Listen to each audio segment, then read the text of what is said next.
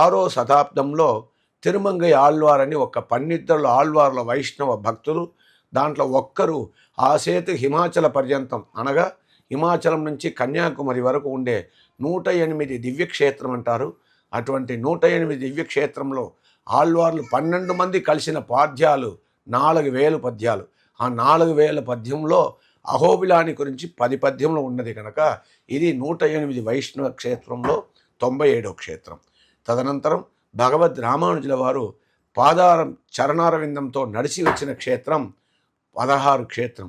శ్రీరంగం, కరిశైలం, అంజనగిరిం, తార్క్ష్యాద్రి సింహాచలం, శ్రీకూర్మం పురుషోత్తమంచ భదరేం, నారాయణం నైమిషం, శ్రీమద్వారవతి, ప్రయాగ మథుర, గయా కాశ్య, పుష్కర, అయోధ్య, శాలిగ్రామం 16 క్షేత్రాలని రామానుజుల వారు నడిచి వచ్చి దర్శనం చేసుకున్న క్షేత్రంలో ఈ అహోబిల క్షేత్రం 4వ క్షేత్రం.